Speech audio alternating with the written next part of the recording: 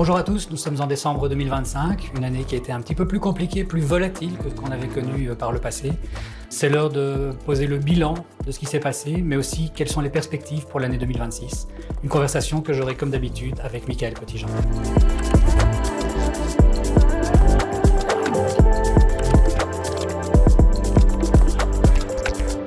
Bonjour Michael.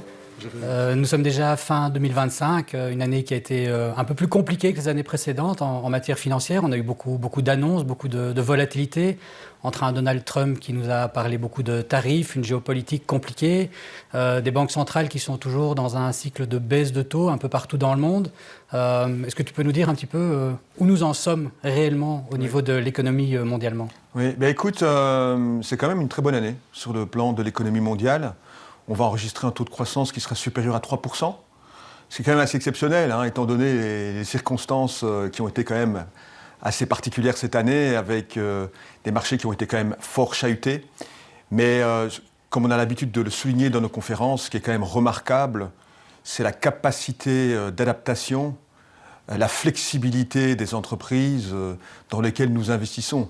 Rappelle-toi, le 4 avril, le S&P avait chuté de 6% en une seule journée et le Nasdaq était en baisse de 28% depuis le plus haut de décembre 2024.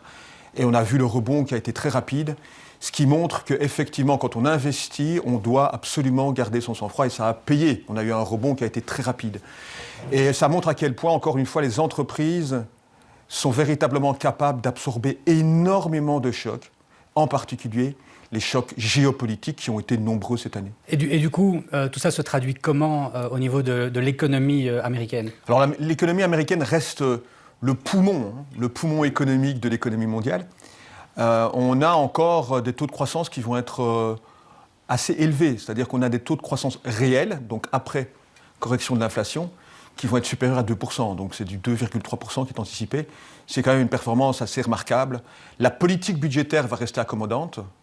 La politique monétaire va également être plutôt bien orientée, c'est-à-dire plutôt avoir tendance à conduire à une baisse des taux d'intérêt. Savoir qu'on a quand même déjà enregistré une baisse des taux d'intérêt de 1,75% depuis septembre 2024. Donc l'impulsion monétaire a été très forte. Elle sera sans doute moins forte en 2026, mais néanmoins, l'inflation devrait être orientée également dans la bonne direction. On devrait retourner, peut-être plus lentement que dans le passé, vers des taux de 2,5 à la fin de l'année 2026, ce qui permet à la Réserve fédérale de baisser ses taux. Donc il est possible qu'on ait 2 baisses de taux en 2026, pour la simple raison que le taux neutre, tel qu'il est estimé par les membres de la Réserve fédérale, du comité monétaire, est aux alentours de 3%. Le taux neutre, c'est le taux de stabilisation, si vous voulez, entre l'inflation et la croissance. Donc on pourrait avoir encore 2 baisses de taux. La chose à surveiller, c'est quand même les taux longs qui restent bloqués au-dessus de 4%. Mais il faut bien comprendre qu'une des raisons pour lesquelles les taux longs sont élevés aux États-Unis, c'est en raison d'une croissance économique qui est assez robuste. Un deuxième facteur qu'il faudra quand même bien surveiller aussi, c'est quand même le dollar. Le dollar fait face toujours à ce double déficit, un déficit budgétaire important, un déficit extérieur, certes, qui est un peu plus serré, un peu plus restreint que l'année dernière, dû aux politiques de Trump. Mais quand même, ce double déficit pèse structurellement sur le dollar, même si la croissance économique reste forte, qui est un facteur de soutien pour le dollar. Et on a agi un peu sur ce plan-là en 2025, si je ne m'abuse. Oui, tout à fait. Je pense que, d'ailleurs, c'était probablement la décision la plus importante qu'on ait pu faire en matière de gestion cette année. Ce n'était pas de savoir si on devait être fortement pondéré en actions, en obligations, en Europe, aux États-Unis, c'est de savoir que fait-on du dollar. Et la décision chez Waterloo Asset Management, ça a été de couvrir progressivement les positions dollars en portefeuille pour éviter de reperdre au niveau de la devise tout ce qu'on pouvait gagner sur le cours des actions. Et donc, progressivement, on a commencé à couvrir fin 2024 déjà une partie de dollar dans les portefeuilles. Et au fur et à mesure que le dollar continuait de s'apprécier, il est monté jusqu'à 1,02 début 2025, on a couvert progressivement jusqu'à 50% de nos positions en dollars. Position qu'on a gardée couverte jusqu'à la fin de l'été. Et puis, en août, on a commencé à réduire. Le dollar, à ce moment-là, avait atteint 1,18,5, quelque part par là. Donc, on avait quand même une perte de valeur sur le dollar d'une quinzaine de pourcents. On a commencé à réduire tout doucement cette couverture en se disant que ce qu'il y avait à y gagner, on avait couvert un risque ce risque s'étant matérialisé, on allait diminuer les couvertures. Maintenant, la vision sur le dollar, on le sait, elle est toujours plutôt entre 1,20 et 1,25, donc il pourrait y avoir encore un petit glissement du dollar. C'est pour ça qu'on garde à peu près 35% de couverture pour l'instant, mais à surveiller, parce qu'on est toujours mis face aux décisions de politique monétaire qui pourraient aller dans tous les sens. On dépendra aussi de ce qui sera décidé au niveau du nouveau gouverneur de la Banque centrale américaine l'an prochain. Oui, il y a un troisième facteur qu'on va quand même surveiller de très près. Donc, j'ai mentionné effectivement donc les taux longs, l'évolution des taux longs. J'ai mentionné le dollar, l'évolution du dollar. Il y a un troisième facteur important aux États-Unis, c'est quand même la dynamique sur le marché du travail. Et on voit effectivement que les embauches se tarissent. On voit que le marché du travail est un peu à la traîne, un peu en panne. On a une augmentation du taux de chômage. Mais ce que j'aime bien souligner, c'est le fait que cette dynamique qu'on observe sur le marché du travail, elle s'explique aussi par la réorganisation des entreprises américaines qui essayent de tirer profit de l'intelligence artificielle. Et un bel exemple, c'est quand même Walmart qui a annoncé que l'entreprise ne comptait pas augmenter sa masse salariale sur les 3 années qui viennent en raison des bénéfices de l'intelligence artificielle. Walmart, c'est la plus grande chaîne de distribution aux États-Unis, c'est le plus grand employeur aux États-Unis. Et en plus de cela, ils ont décidé de déplacer leur centre de cotation. Donc ils vont être cotés maintenant au Nasdaq pour envoyer un signal justement de dynamisme au niveau de l'IA. Donc ça montre que les entreprises sont bien positionnés au niveau de l'IA et ça a eu des conséquences et ça en aura sans doute aussi en 2026. Oui, tout à fait. C'est ce genre de mesures de réorganisation, de restructuration qui ont été prises par les entreprises dans l'objectif de faire des gains de productivité et forcément du coup, quand on regarde le bottom line au niveau de leur compte de résultat, d'améliorer les marges qu'elles ont. Or, c'est ça qui est important quand on achète les entreprises, c'est la marge qu'elles peuvent faire et le bénéfice qui va en ressortir derrière. Et on se rend compte de la résilience des entreprises américaines. En début d'année, après le Liberation Day, il y a eu une grosse crainte que justement ces marges s'écrasent parce qu'il allait falloir assumer ces nouvelles taxes. Et pour finir, elles ont anticipé les taxes pour commander un maximum. Elles ont justement réorganisé leur façon de travailler pour maintenir des marges extrêmement élevées, ce qui a justifié à nos yeux de maintenir des positions importantes en action, voire même de renforcer des positions en action. Souvenez-vous, on l'avait dit, on avait vendu un petit peu d'actions, une dizaine de pourcents d'actions fin février, avant Liberation Day. Eh bien, on a profité de ces réorganisations, de ces chutes sur les marchés pour réacheter des actions qu'on avait vendues, parfois avec des décotes de 20% par rapport à leur prix de vente, parce que nous voulions profiter du fait que les sociétés anticipaient les mouvements et allaient de nouveau vers de la croissance de leurs bénéfices. Et donc nous sommes revenus pondérer entre 75 et 80% d'actions en permanence. Alors effectivement, beaucoup d'États-Unis au départ dans les portefeuilles. On était monté quasiment jusqu'à 60% d'États-Unis dans le portefeuille, parce que c'est là que la dynamique était la plus forte. On voit que les États-Unis ont vu leur cours monter assez fortement, des valorisations qui sont remontées un petit peu. On a tendance aujourd'hui à penser qu'il pourrait y avoir ce qu'on appelle une rotation sectorielle, c'est-à-dire qu'on revienne un peu moins sur les sociétés de la tech et de l'intelligence artificielle aux États-Unis, et qu'on retourne un petit peu plus vers ce qu'on appelle des valeurs value, c'est-à-dire des valeurs qui cotent moins cher par rapport à la valeur de l'entreprise. La value, elle se trouve plutôt où ? Elle se trouve plutôt en Europe, elle se trouve plutôt dans les valeurs industrielles. Donc on est en train d'entamer dans les portefeuilles cette rotation. Qu'est-ce que tu penses de ce mouvement par rapport justement à l'état de l'économie européenne ?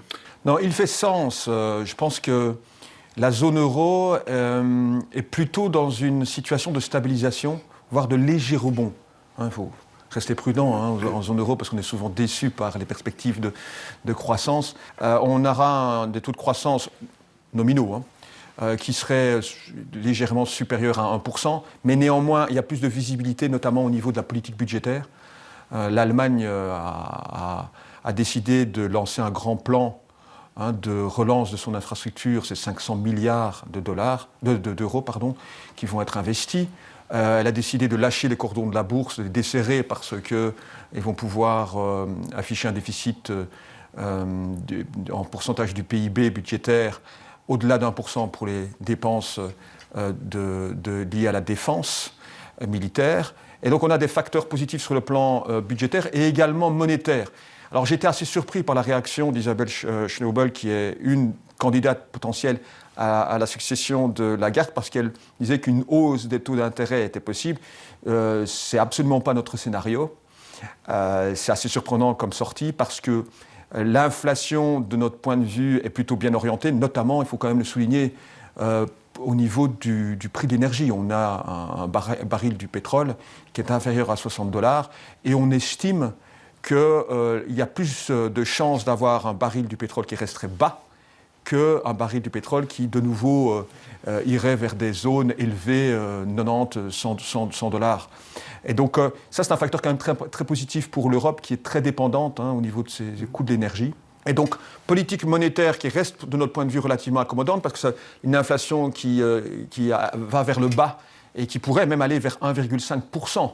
Ça permettrait à la BCE de baisser les taux, donc une impulsion positive. Donc, politique budgétaire plutôt positive, politique monétaire plutôt positive également, avec des perspectives de croissance qui sont stables. C'est un autre couple qu'aux États-Unis. On a une croissance certes plus faible, mais on a plus de visibilité et avec un fonctionnement des institutions sont aussi beaucoup plus stables qu'aux États-Unis. Et j'ajouterais, avec des valorisations qui sont moins élevées qu'aux États-Unis également, tous des arguments qui justifient de repondérer dans les portefeuilles le côté européen des actions. Tu nous as un peu parlé des taux longs aux États-Unis, un petit mot peut-être sur les taux longs en Europe ? Voilà, mais c'est un peu la même difficulté, effectivement. On a des taux longs qui restent bloqués. Évidemment, ça peut s'expliquer par des perspectives de croissance qui restent bonnes et donc elles sont projetées sur les taux longs. Plus les perspectives de croissance sont bonnes et robustes et soutenables sur le long terme, plus les taux d'intérêt à long terme restent élevés. Donc on peut considérer comme une bonne chose. Maintenant, l'impulsion immédiate, évidemment, n'est pas là. Si les taux longs restent élevés, il faut savoir que ça détermine notamment les emprunts hypothécaires, donc toutes les formes de crédit à long terme dépendent des taux longs. Et s'ils restent élevés, c'est une impulsion que l'on n'a pas dans l'économie. Et c'est à la fois vrai en Europe et aux États-Unis. Et ça a évidemment des répercussions dans la gestion des portefeuilles obligataires. Oui, bien sûr.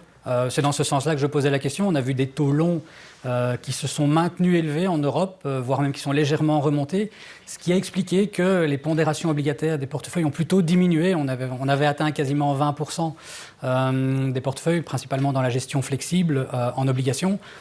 On s'est laissé diluer. On avait dit au départ qu'on augmenterait un petit peu les échéances des obligations qu'on avait en portefeuille. Et vu toutes ces tensions au niveau des taux longs européens, on ne l'a pas fait.